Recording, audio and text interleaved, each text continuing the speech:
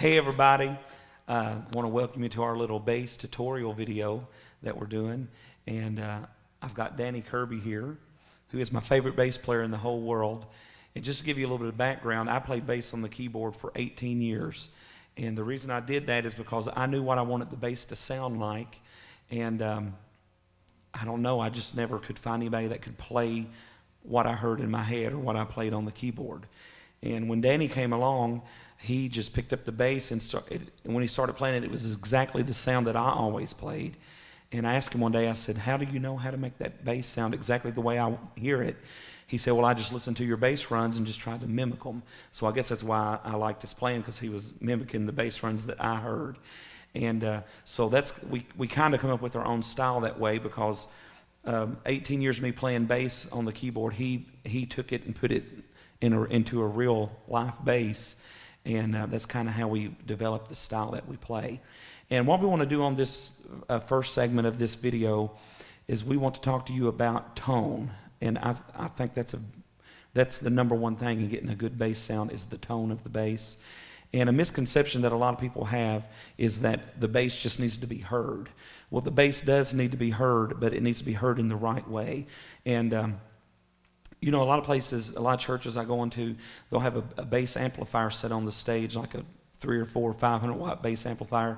They'll plug in the bass and just crank it up. And even though you can hear the bass, it's not fitting into the mix well. When you hear a bass, you don't want it to sound big and boomy and loud, but you want it to sound punchy and tight and with a lot of clarity. I like a clean, tight, punchy bass sound over just a big boomy, blooming bass sound. And what happens is when you get the bass too boomy, when you listen to sound in any venue, a church, a concert, even when you listen to a CD, every instrument and every voice has its place in that particular box of sound. And what happens is when you make a bass just big and loud and boomy, it takes up all the room and don't leave space in the sound in the box for other instruments. So if you've got this big, loud, boomy bass, then your piano can't cut through, your organ can't cut through, your guitar and your vocals can't cut through, because the bass is hogging up all the sound. And where bass has so much low end, it's very easy to do that. So you don't want the tone of your bass to rob all of your space for your other instruments and your other singers. So I'm going to go over to Danny and let him tell you how that we prefer to set the tone on the bass to where it fits into the mix well. Every instrument needs to fit into your mix without overpowering the other instrument. They need to complement each other. And bass is the easiest instrument to get out of hand, I guess is the right word for it. It's very easy to let your bass just get out of hand, because where it's a low frequency, it just very quickly can get overpowering to everything else, but not in a good way. You want your bass to have clarity and punch to it, and not a lot of just boom, I guess is the right word to it. So go ahead, Danny, and tell them how we set this. Well, yeah, definitely, like you said, as far as me specifically with the bass, on my particular bass, I use a Fender Jazz, Deluxe Jazz. I personally, which not all basses will have this feature, but my bass, I have a fully sweepable 3-band EQ. So later he'll tell you about what he does as far as through the PA system. We don't use an amp on the stage at all, anywhere I play, whether it's on the road or at home, anywhere. We don't use an amp at all. We have no stage volume as far as the bass itself. But I go straight into the system, and the only pedals that I use sometimes, if that, it'll be just like a tuner pedal or something like that. Everything is through the preamps on the board. But on the actual bass itself, I have my bass lows are set straight up 12 o'clock. My mids are about 2 o'clock, and my highs are about 2 o'clock as well. The common misconception is we think as bass players our purpose is to bring as much boom as we can, and that's actually the wrong way to look at it. When you do that, just like you said, you muddy everything up, you take up all the room, and all they'll hear is just a boom, no clarity. You can be playing the most amazing stuff anybody's ever heard, but they can't make anything out because all I hear is the boom. So what I do is I leave my mids or my lows at 12, and then my mids, I actually boost my mids. Because believe it or not, it's actually, most bass players are taught that like mids are our greatest enemy and we need to like, just absolutely do away with them as much as we can. That's actually the total opposite, in my opinion, is I boost my mids about to 2 o'clock, and then my highs as well, just for that shimmery, clear high end. Because I'll just show you, like, if you play like most bass players would, they'll turn their highs down and their mids down, and they'll turn their lows all the way up. And you'll get this little... So there's not a lot of clarity there. No. And a bass is a guitar. So just like a guitar player has to have clarity with their strings, you want clarity also on your bass strings, because on a bass you do a lot of higher strings that you want to cut through the mix. And if it's EQ'd the way he's got it, like a lot of people do, boosting all those lows, like he said, your strings, your higher and mid strings can't cut through. And one of the greatest bass players I've ever met, Lawrence Bishop Jr., he's just an incredible bass player. He's the one that taught me to boost your mids, really boost your mids and your highs, because he said when he would go into the studio to record, that the first thing the recording engineer would do is boost the highs and the mids so that the bass strings could cut through the mix. And so we started doing that, and it really does sound better. Yeah, and like I said, if you do have the sweepable EQ option on your bass, just take your highs and take them to about 2 o'clock, take your lows to 12, and then take your mids also to about 2 o'clock. And that gives you a much cleaner... That's what you want your bass to sound like. You want it to have that clean, punchy tone to it, and not just a low, boomy tone. Yeah. So I think we've covered tone good. And if you plug directly into the board and see... Bass players that use amps, and I'm not against amps, but this is what happens. If you have a bass amp sitting up here, the bass player can hear it good. They can hear all the clarity and everything, but by the time it gets 100 feet out here to your audience, all they're hearing is a boom, boom, boom, boom, boom. They're not hearing any clarity of the strings, so it sounds awesome to the guy standing right beside it, but to everybody else, it just sounds like a big muddy mess, and you don't want mud in your sound. You want clarity. So if you plug it directly into your system and pump it through your house speakers, then everybody in the house can hear the clarity of the bass without just hearing a big roar coming off the platform from the bass amp. So if you do use a bass amp, use a very low power bass amp just to get you a little punch as the bass player, but don't use that as your main source of volume for your bass. Run your bass through your PA system so you can get better clarity. And as far as like just some suggestions, as far as if you do use like a bass amp on stage as a monitor, not to use anything over like 15 watts. Yeah, if just that. something to give you a little punch as the bass player. Yeah, just because like you said, a lot of bass players, when they get into using bass amps, I know from experience, from when I use them, we get, almost addicted to the feel, like having the boom and having the vibration, and we'll keep turning it up and turning it up and turning it up. And that creates like phase issues and everything, because you got to remember, even though you have a bass amp on stage, you're more than likely still going through the system. So your bass sound will be hitting on two different fronts. Right. And it's the same thing with guitar. Yep. There's nothing better than strumming away on a guitar through a big tube Fender amp, but it sounds good to people within a 20-foot radius. But once you're trying to play with drums and bass and singers and organs and get all that together, all the people out here are hearing is they're hearing mud.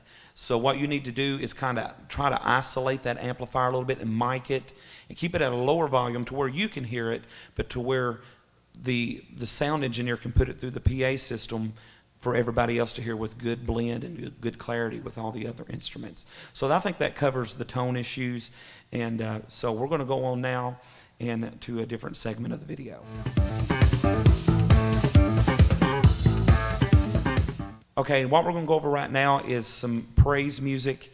And like I told you in the introduction to this video, when I discovered that Danny was an awesome bass player, he can just play any style: praise, bluegrass, black gospel, worship, southern gospel, any style that needs to be played, he can play it. So what we're going to do is run over some different styles, and we're just going to run through the song Every Time I Lift My Hands, It's Because of You. I don't even know the name of that song. I just call It's Because of You. But anyway, what we're going to do, we're going to get a click track going just to have something to play by a loop here. and we're going to play through the verse and the chorus, and then he's going to go back and kind of show you some of the things he's doing. On praise music, one thing that I see a lot of people do is they'll just boom, boom, boom, boom, boom. They'll just strum strings over and over and over. And that creates a lot of mud and a lot of boom. And he's going to teach you how to put some little licks in there that can give some clarity to the plan that ain't just a redundant, just boom over and over. So let's go ahead and get that click going. We're going to do this in the key of C.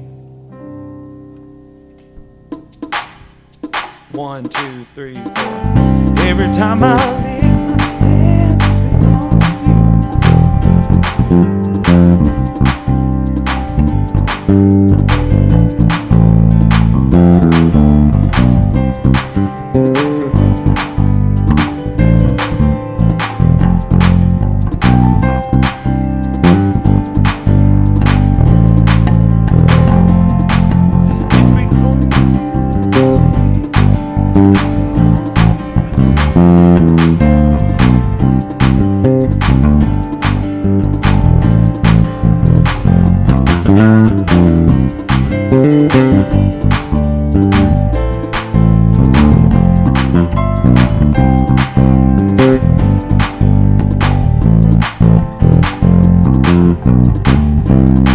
One thing I noticed right off the bat when you started playing bass for me several years ago is the tightness. You don't let your strings ring out and ring together. No. It's like I'm not a bass player, so you can explain how to do it, but there's like almost a stop or a mute between each note, and that provides that tight, punchy sound that I like so much. Yeah. Well, I see this in people that I've worked with in the past. It's not only like guitar players, any string instrument player really. They tend to, when they play, they'll just be kind of sloppy, and it's a matter of, especially depending stylistically on what you're doing. Like a lot of the like slower stuff and stuff like that, you can get away with it. But especially on a style like this, there's a lot of rhythm. There's a lot of different stuff happening, and this gives you a little more freedom to be expressive as far as your rhythmic and stuff you do as far as that. And definitely as a bass player, when you allow too much to ring, it gets overwhelming. Mm-hmm. Like we was talking about in the tonal section of the video, we can take up a lot of room very fast. So that's like, as bass players, we have to be very picky, very particular about how and what we play. And that tightness, especially in stuff like this, just kind of allows us to do more. It's more clear. It cleans everything up, and just allows, because, we're playing all this and we want everything to be able to be heard. And that tightness provides just clarity of playing. It makes everything as a unit sound tighter. Because you got to think, not only your rhythm is happening, but if you use click tracks, it's playing, your drummer. So there's rhythm all over the place. And you just got to kind of find your spot to fit in and go with it. And the bass always needs to try its best to stay tight with the kick With the drum. kick. And that's like, if you'll refer back to what we just played, we didn't have drums playing, but, as if it were, in the verse part of the track we just did, I was allowed to kind of go off on my own a little more to, kind of stretch out a little bit, experiment with, some playing. But when it comes to that chorus, It's because that of kick, you yeah. that I sing. When it comes to the second part that we did, the chorus, the drummer goes to a straight four on the floor, just a boom, boom, boom, boom, and it would be my job to lock in with the kick drum. And when you're playing songs, make distinctions between the verses and the choruses. Yeah. Don't make everything you want people to know, well, this is a verse of the song, now we're going to build up and go to the chorus. So like he played it a totally different way when it got to the chorus just to give it a little more drive. Mm-hmm. So show them the technique on kind of separating those bass notes and making them tight sound. Yeah, well, like he's talking about on the verses, when we play, I would play, this is usually on most praise songs, like the groove that I'll play. It's the... Is that like a 1-3-5? It's a 1-5-6-4. Okay, so if you're in C, what notes is that? In C, you're just going basically, it's an octave pattern. It would be in it's an octave pattern, so you're going C, which is 3rd fret on the, if you're playing a 5 string, it'll be the 3rd fret on the 3rd string, and then 5th fret on the 4th string. So that's the same note, just octave higher. Well, this is a 5th, it's a G. Okay. Okay, And then yeah. this is the octave.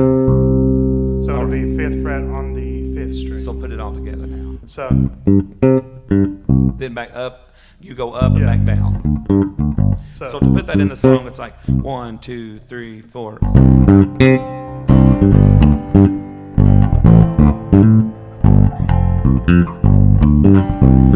It's almost a Jamaican sound. yeah, it's definitely very islandish. Yeah, I like it though. It adds a Yeah. lot of punch to it. Yeah, and it's all about adding just flavor to however you may not like to play like that. It's all it 100% just varies on how Right. you. This is just our style that we Yeah. do.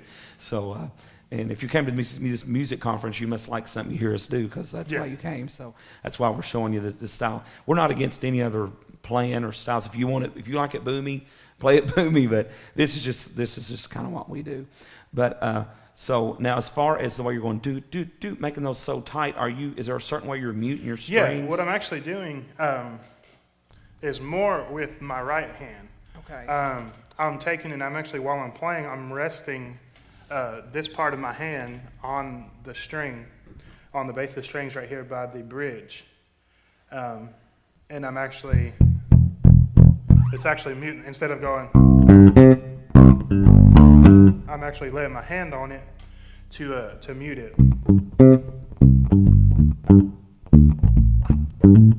That's just clean and punchy. I like that. Yeah. So it just allows for a little cleaner, because when you're doing stuff like that, you're not just creating the low frequency, but you're actually creating almost a rhythmic thing. Right. And that's where that. So you do that through the entire verse. So Yeah. when it gets to the chorus, it goes, "It's because of you." Yeah, and that then when I get to the sing." chorus, that's when you're just going to the more of the open. yeah, just- I'll actually I'll take my palm off the strings and actually go to the. But you're still doing kind of almost Yeah. a stop between each note. You're just not letting it ring. Yeah, out. I'm being very. There's definitely a distinction between. I'm not just. Right. So you're being percussive, I Yeah. guess is the right word. So now, how do you keep it from ringing out? How are you doing that? Well, that's that all is to do in my left hand is actually because I actually take my finger. I actually release pressure. Is what I'm doing. See? Okay. So Oh, so you're actually moving your finger with each Yeah. note.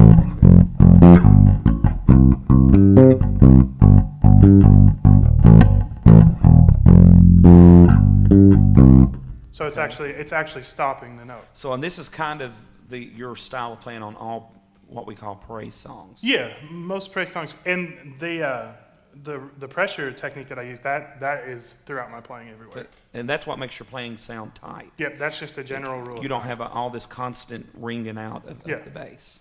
Okay.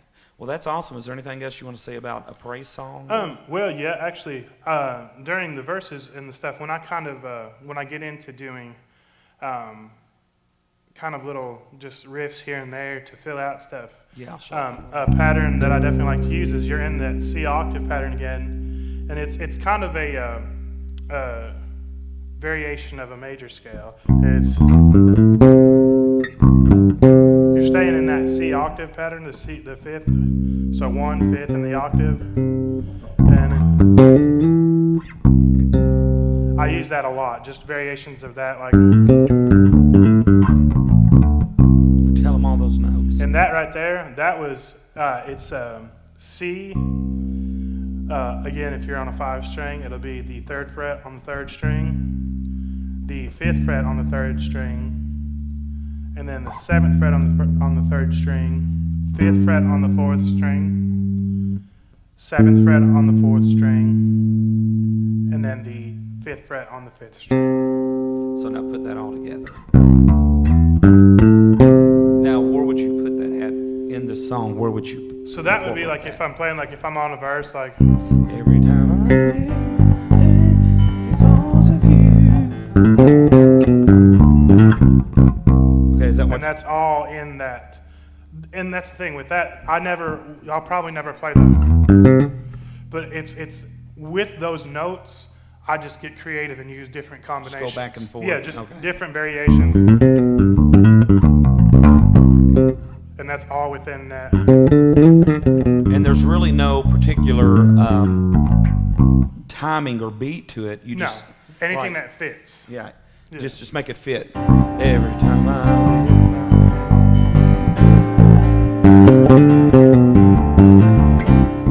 just as long as you get back to your next note. As long as you get back to it, yep. All right. Well, next we're going to go to a different style, and but for your praise music, he has shown you some great techniques and things with that. So let's go to our next style now.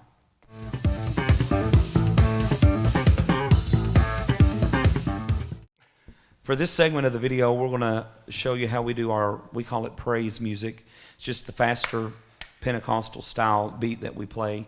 And the bass above every instrument is really the driving force behind a song. A bass can totally change the style and the way a song sounds. So you can take a song and make it sound like black gospel. Take that same song, play every instrument the same, all the vocals be the same, change only the bass, Yeah. and make it sound like a Southern gospel song. I know that sounds crazy, but the bass has more to do with the style of the song more than any other instrument, I think. Absolutely. Because it's the bass is what drives the song. So what we're going to do, we're just going to go over a little bit of Jesus is With Me When the Storm Clouds Gather, one of the songs that I sing a lot, and kind of show you how we get that particular sound that we get on our Pentecostal upbeat style music, mountain music, whatever you want to call it. So let's go ahead and do Jesus is With Me in B flat. Well, Jesus is with me when the storm clouds gather. He's standing by my side when I hear the thunder roll. He holds my hand when I begin to tremble, when the winds of this world is blowing strong. Play it again.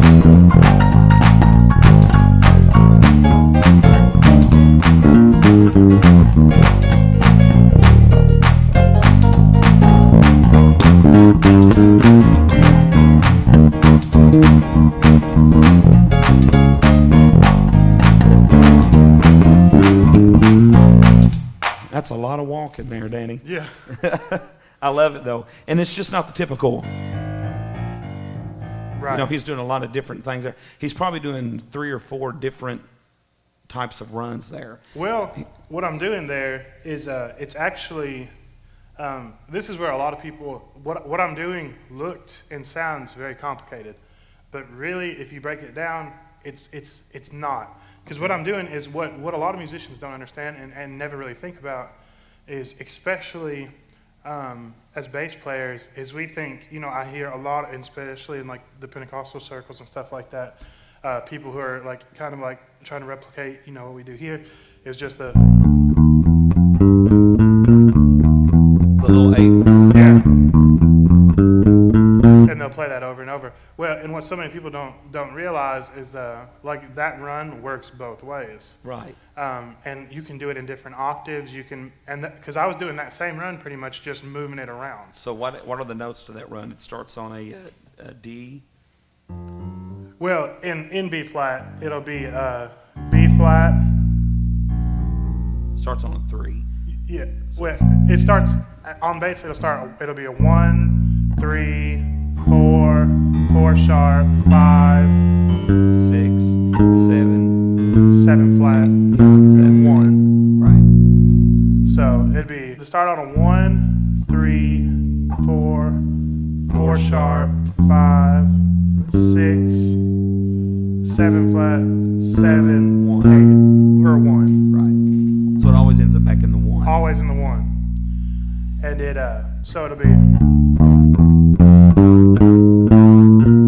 and there's your Okay, 1. and that's just like a typical bass run of 8 notes that you can use in all of this In any fast praise Pentecostal music. Yeah, in any But he's going to show you different variations. Yeah, so what I that do, we're- basically, I tell the guys when we play on the road, we've kind of got our own formula, our own recipe to get the sound that we get. And it's not just with the bass, but on our other tutorial videos of the drums, the organ, and the piano. It's just everybody working together to get our own, I guess, signature sound is what you want to call it. So go ahead and show them what we do on the bass to get that sound. Especially for this style right here, what you got to do is, you know, like we just talked about, we have the... So to jazz that up, what I would do is I would go start doing it like just normal. And then what you can do is you can take it back down. So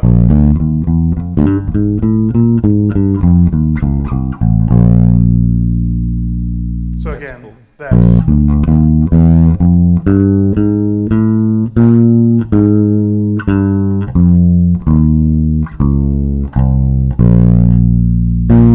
that's literally just the same, almost the same one going back down. So let's put that into the song and see what it sounds like. 1, 2, 3, 4.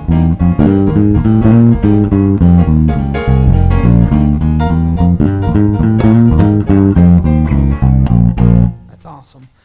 So Okay. that's one thing, and another thing that I do, it'll be like my transitions. Instead of, you know, just like holding the one, waiting on the, like doing it.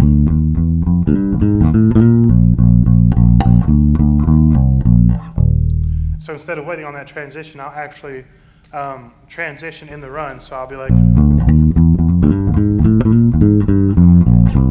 and there's my 4. Yeah. So So let's put that in the music. 1, 2, 3, 4. Well, Jesus is with me when the storm clouds gather.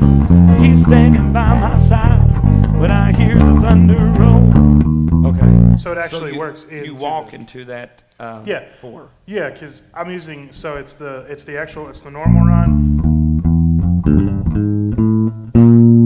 Walk it down like we did. So you walk it down to the 2, Then back up to 3, the to 4. the 4. So, He's standing by my side. And you end up in that. so. And then there's your 4. So do you pretty much just carry that pattern out through the whole Yeah. song? And that's the thing is, like, especially on like verses and stuff, I keep that rhythm going as much as I can. Right, okay. Now, when we go to a slower tempo, say for like, let's just do something everybody knows, like Can't Nobody Do Me Like Jesus. Mm-hmm. We do a thing in there, it's more like a, Yeah. more of a choppy type.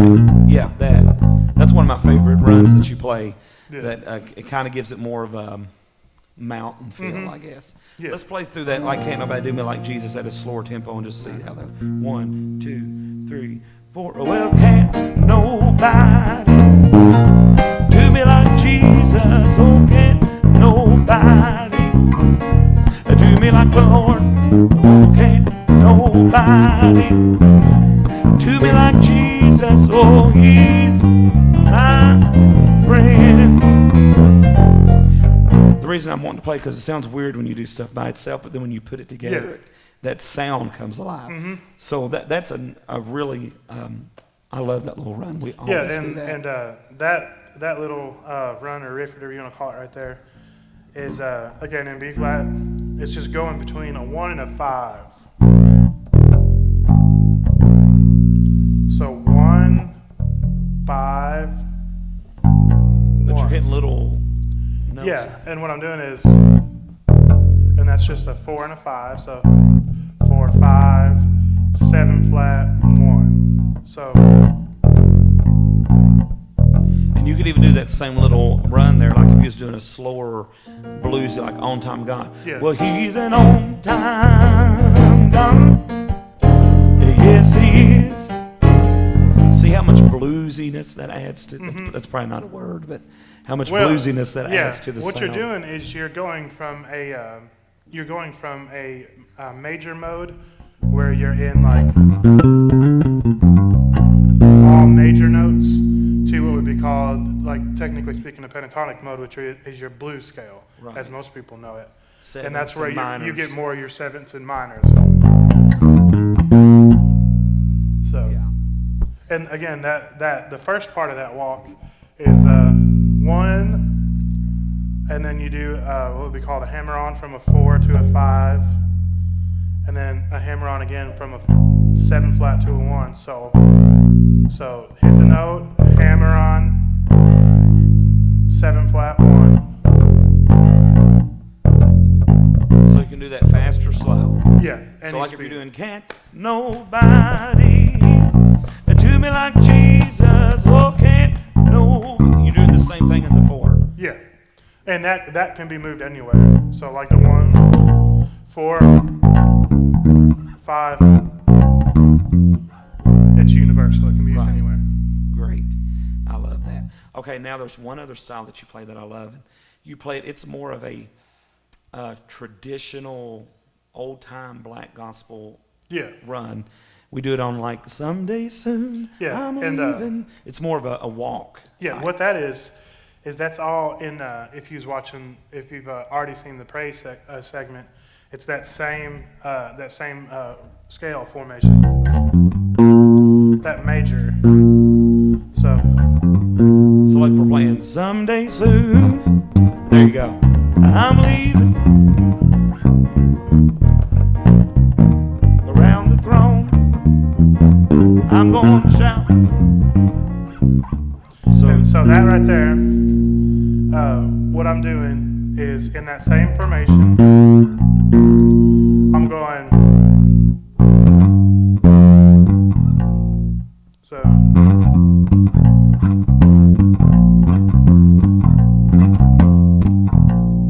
Okay, slow it down. So slowing real that down. slow.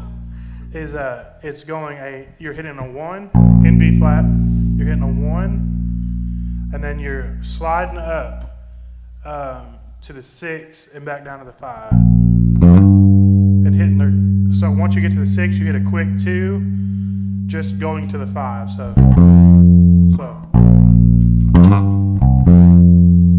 Right, okay. and then you go back up to the 6, back to the 5, to the 1. So altogether it's.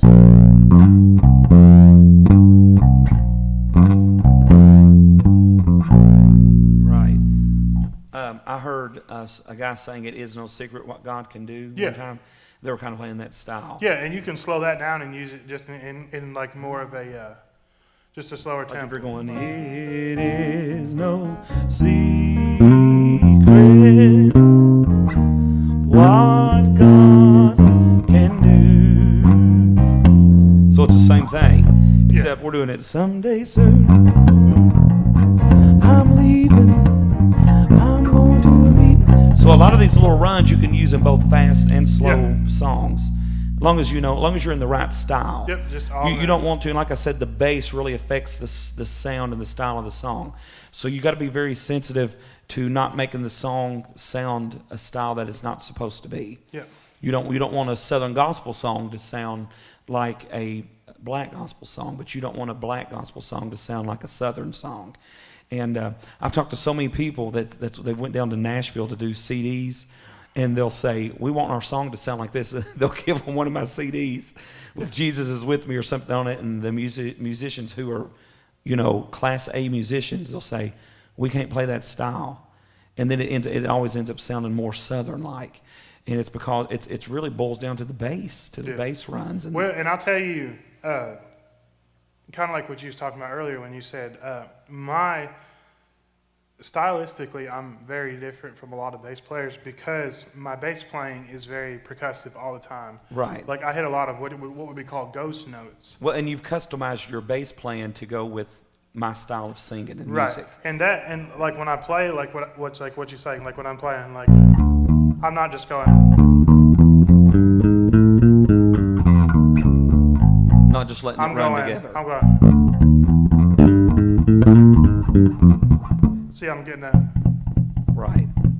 You're keeping that. And that right there drives the song. And the reason I actually started doing that, I've never heard another bass player do that, but that actually came from and you can go back and I'll tell you the video. It's Keys to the Kingdom.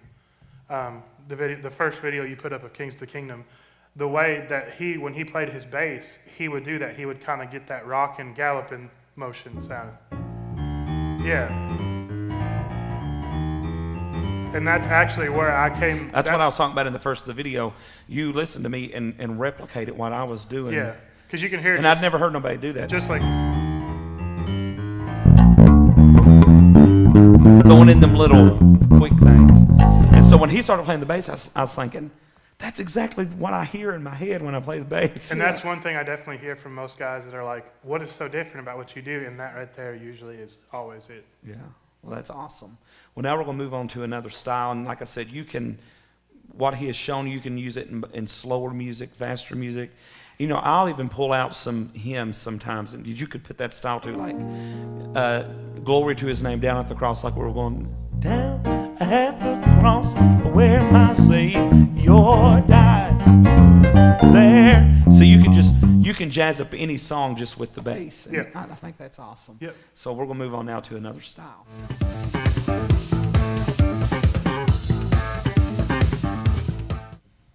In this segment of the video, we want to talk about slower music, worship style music, and what we're teaching you in these segments. It don't have to be what we're like. I just say worship music, but you can any type or style of slow music. There's a lot here that you can incorporate into it, whether it's Southern gospel or whatever. There's little things we're showing you that you can incorporate into it. What we're going to use here for an example is I Held On Till the Storm Was Over. So let's play through like a verse and chorus of that. And I'm getting me a little reverb here. Play through a verse and chorus of that, and then we'll go back and show you what we're doing. You ask me how it is that I'm still standing. You wonder how I made it through this storm. I can't boast of any special power. There's no secret, I just held on. I held on till the storm was over. I don't claim to be a hero. I don't have all the answers. I held on till the storm was over. Not because I'm good, not because I'm great, not because I'm strong. I just held on. So Danny, I've noticed even in this slower music, you're still using that percussive muting of your strings to kind of where it won't all run together. Yeah, I do that. That's like I said earlier when I first taught about that. It's just a general technique I use in everything I play. Because that's actually just part of my style, kind of stylistically as a bass player, particularly in myself. That's just how I like to play, is because actually, you know, being a drummer at heart, like just percussiveness is, you know, naturally attractive. It's already to me. in you. Yeah, that's what I like. And, you know, that's, I think a lot of bass players, rhythm is very important. Well, any instrument you play, even piano, guitar, any instrument you play, you've got to have a sense of rhythm to make that instrument sound right. Mm-hmm. Absolutely. And that's even on the slow stuff, there's times when you need to let it sing, and then there's times where it needs to kind of be, you know, cut off according to, you know, just what's going on as far as the band goes. Right. Always be sensitive to what's going on around you, but this particular technique can be used throughout anything, in my opinion. Okay, so go ahead and show us on this song some things that you were doing. Well, in slower music, a big thing for me is I use a lot of, I guess what would be called passing tones, like going from chord to chord. Like, so I'll use, like, if we're playing like that intro or the beginning of the verse, it goes from the 1 down to a 7, and then I hit a 3 before you go to your 6 6 minor. Okay. So hit your 7, which would be a B, and then your 3, which would be an E. You can hit either the high octave or the low octave, and then go to your 6. Very quickly. Okay, I understand what you're doing there. You hit it very quickly. Even the piano don't have to hit that. No. There are times when the piano has to be with the bass. Yes. But like he's hitting it more as a feeling note. Yeah. And not a definite note. So let's go down and play this so they can see what we're talking about. On the piano, I'm just gonna go till the storm was over. I don't claim. What he's gonna do, he's gonna hit in an extra. We call it a 3. It would be E before it goes to that A. So let's do it together. I held on.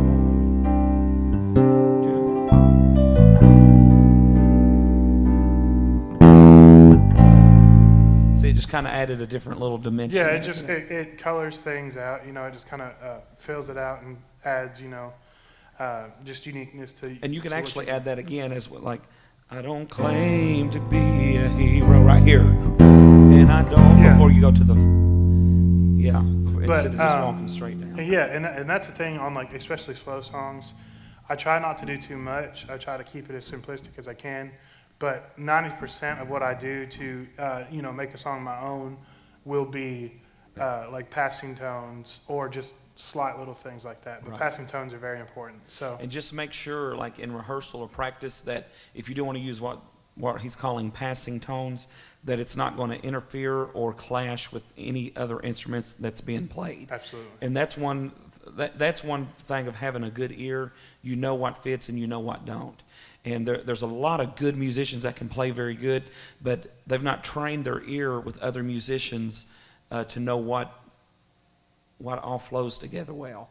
And that's one thing that kind of disheartens me when I see awesome musicians that can really play good, but they don't know how to blend in together with other musicians.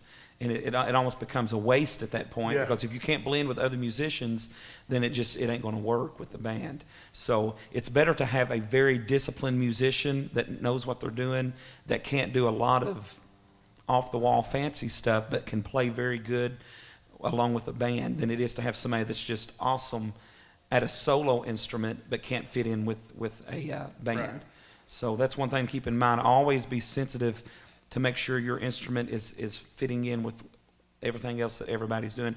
And one thing, not to get off track just for a second, one way you learn how to become a good musician and fit in with other musicians is listening to good music. Listen to professional CDs and see how they're doing it. And you know, when you listen to a professional CD, you'll notice the musicians on there are very simplistic, really. Yeah. They're not doing a lot of things, because the vocalist should always be, unless you're just playing a solo on the music, the vocalist should always be the forefront of the song. The music is just to back up the vocalist. So, you know, professional CDs that you listen to, no matter what the style is, you'll notice the music is really more on the simple side of it. There's not a lot going on, but it all works together and blends together. When you listen to music, it should sound like one voice. That's the only way I know how to. You shouldn't hear an instrument sticking out above another. It should just sound like one voice. It's the same with the praise team and a choir. It should all be blended well to where it sounds like one voice coming at you instead of different things from every different direction. Yep. So now I noticed in the middle of that song you did something really elaborate there. So maybe that's something you could go over on that. And like I said earlier, you know, a lot of the stuff I use can be used in multiple scenarios or situations. This, again, in the key of C, is that major scale formation. So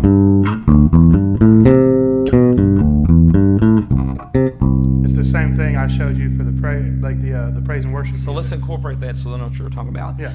I held on till the storm was over. And notice he always gets it done in time to hit the next note. And you've got to hit the next note on beat. You can't you can't make it sound rushed, like you're rushing to it. You've got to make sure you're there when the time comes to hit that note. Yeah, and that's, like I said, it's just in the major formation. And in this scale, you can always expand it. So like...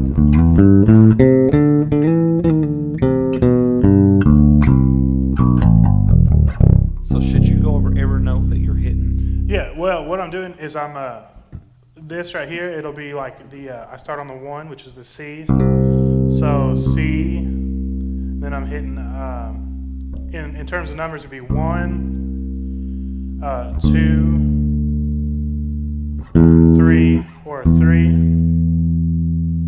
and then 5, 7, 1, and then from the octave, so you're back on your 1, the octave, I'm just going 2, 3. So 1, 2, 3, 2, 1, and then just going back down. Okay, so do it again and say the numbers, and I'll say the notes. So you're starting in a C. So you got 1, C, D, E, G, A, 1, C. 2, 3. And then So just now back- let's incorporate that into the song again since they know the chords. Yep. I held on.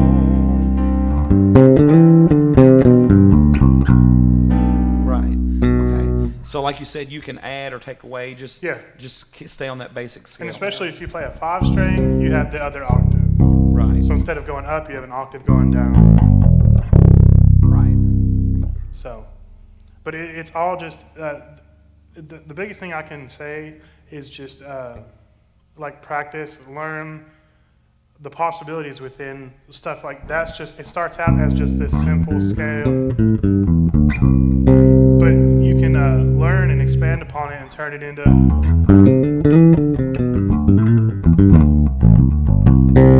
that was all within that same Right. scale. And don't be intimidated by this stuff. It's just like with anything, it just takes practice. Sit down and practice 3 notes till you get that smooth, then add to it. Yep. Just the same way you learn piano or anything. You just, after you do it 10,000 times, Yep. it becomes easy.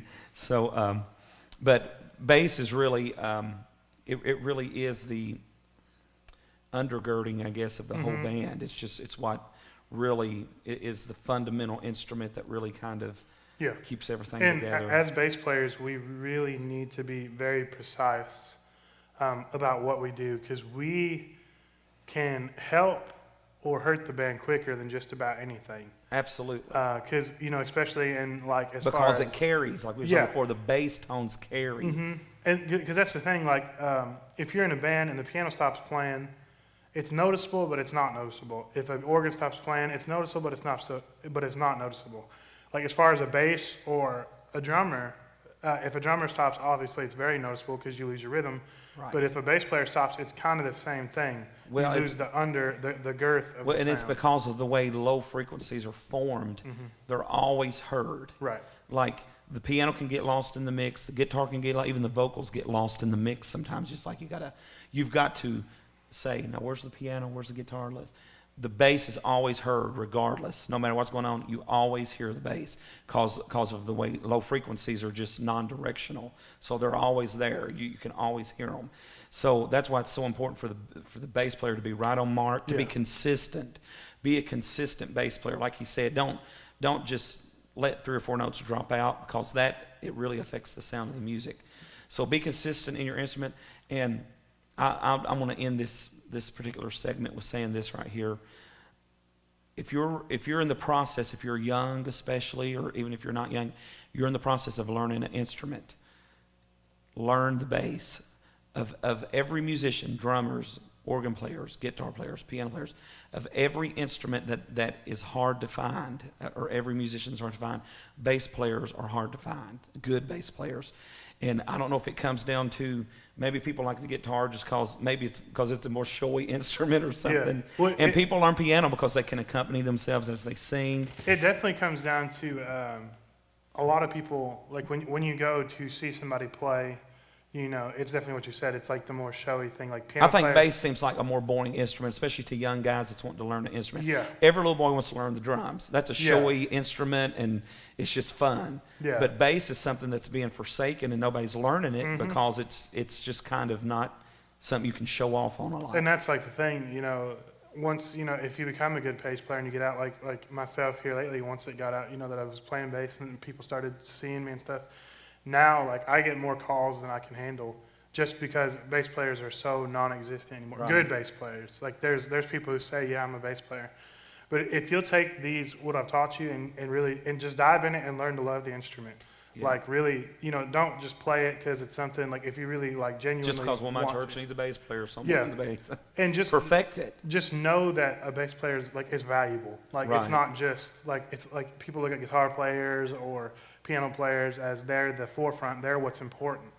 But bass players often get overlooked. But you just got to realize that we're And it not makes to such be- a difference in your music. Just for the last about year and a half, our drummer, because of his work schedule, has not been able to come. So I've had to go back to playing a lot of bass on the keyboard here at the church, and because Danny has to play the drums, and it affects the whole sound of the music when you don't have a bass player all the time. So dedicate yourself to it, and realize the bass is a very important instrument, actually more important than a lot of other instruments. So just learn the bass is all I can say.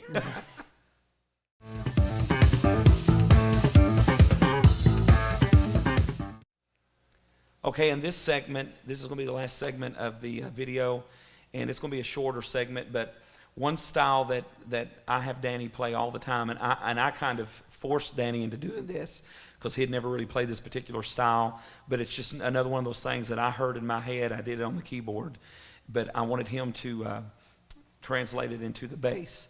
Is kind of a slap style that we do, and you'll hear it a lot on my music, and it's kind of just a sound. I've not really heard a lot of other people do it. It's kind of just a sound that we came up with just because I liked it, and I said, I want you to try to do this, so he figured out how to do it. Well, it's just like it's What key you want to go do it in, Danny? C. C. It's just a basic. Before we actually do it's just a basic. Let's do the chorus to Sky Full of Angels so they can kind of get an idea of what we're Okay. doing. Well, you can take my possessions, you can take all of my gold. Nobody but Jesus is gonna take my soul. And I ain't afraid of nothing because I believe I've got a sky full of angels watching over me. Here again, the bass alone is forming the whole style and sound of this particular song. And this, like I said, it's if you don't know what slapping is basically instead of striking the string with your pointer finger, you're using the side of your thumb and you're actually slapping it literally. And you're getting it more pop. And it's a combination of what would be technically like slapping, and you pop the usually your octave with either your pointer or your middle finger. So I love that. And that adds just a punch to the song. yeah, and you're and actually it's clean too. Yeah, and you're actually creating a pulse and a rhythm by yourself. Okay, what you're doing here, the same thing you showed them on the other video, the dump. Yeah, Boom, same boom, off. boom. He's playing that same little riff that he showed you on the last segment, but instead of playing what it, I'm he's doing, slapping it. Yeah, I'm playing like, and then I'm adding the pop. So that bottom pop that you're adding, does that have to be any particular key, or is it just? No, it's just It's just. So that's a percussive thing again. yeah. That's strictly a percussive feel. Yep, it's no. You're It's actually making a beat, is what it's doing. yeah. You're muting the string, and it's getting. So like without any other instruments, that's bass is Yeah. making a beat. You can take my possessions, you can take all of my gold. And now I have said this through every segment just about how the bass alone determines really the style of the song. So we're going to play it through like the way he's playing it, and then I want you to play it through. I'm going to play the piano the exact same way. I'm going to sing it the exact same way, but I want you to play more of a southern style, and let me show you how it changes the whole feel of the song. And feel is very important because, if you want people to get up and clap their hands and worship God and praise God, you need to create that atmosphere that kind of gets people on their feet. And people says, well, I'm going to wait till the Spirit hits me and all that. But biblically, we are supposed to play with excellence and create that atmosphere ourselves to usher in the presence of the Lord. Yeah. So that's why the Bible says, study to show yourself approved. You know, we've got to do what we can with excellence and bring people into the presence of God. And we do that through excellent playing and excellent singing and doing it the best that we can. So I'm just going to show you how the bass alone can change the style of the song. Well, you can take my possessions, you can take all of my gold. Nobody but Jesus is going to take my soul. And I ain't afraid of nothing because I believe I've got a sky full of angels watching. Okay, I'm going to keep doing exactly what I'm doing. I'm not going to change. Well, you can take my possessions, you can take all of my gold. Nobody but Jesus is going to take my soul. And I ain't afraid of I can't hardly even sing because it started dragging me down a little bit. I didn't change anything I was doing. I was singing the same, playing the same. It changed the whole dimension and style of that song. So that's why we're showing you these styles that we do, because it really helps project your song forward and it gives it a lot of life to the music. So is there anything else you want to say about the slap part of it? No, but well, yeah. Just like as you're playing it, you can use it anywhere on the neck, like I was doing, like when I went up to, and that's all within this octave. So it's. And another thing is, let me say this: if you're playing that other style, you know, without slapping it, you can throw the slapping in just to enhance a part so of the you song. Then go back, and it's the same thing here. You can use that slap on. Go to G. You use it a lot on this song. Jesus, oh Jesus, oh how I love calling your name. Oh Jesus, it's not the whole time, just to add emphasis. Oh Jesus, oh every day. Every day. And that's the same exact thing she was doing on the fast song. Same kind of. So hopefully in the course of this video, we've showed you Danny Kirby bass style playing. I know it's impossible to kind of teach it, but we've done our best. And that is when you hear one of my songs on Facebook or YouTube or in one of my concerts or something, and you think, man, I love that sound. And we get to ask that so much. How do you get that sound in your music? It's just a lot of us do it the bass, but it's all the instruments coming together and working together just to get this particular style that we do. So we've showed you the bass. We'll have an organ video, a piano video, and a drum video. So if you can get all your musicians to watch them all, then you should be able just to kind of glue this together maybe. So God bless you.